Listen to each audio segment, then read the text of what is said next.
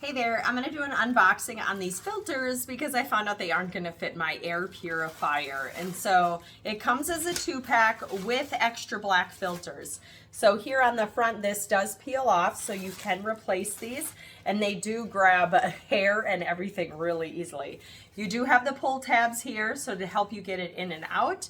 It also says insert, so that's kind of handy there as well. As far as measurements of this filter, so that you can measure your filters and see if this is going to work for you. The length is 13 1/4.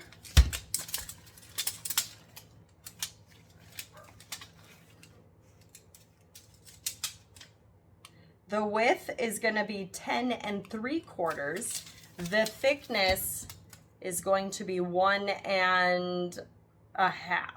Well, it's kind of a little over 1 1/4, but if you're counting this, it's getting a little closer to 1 1/2.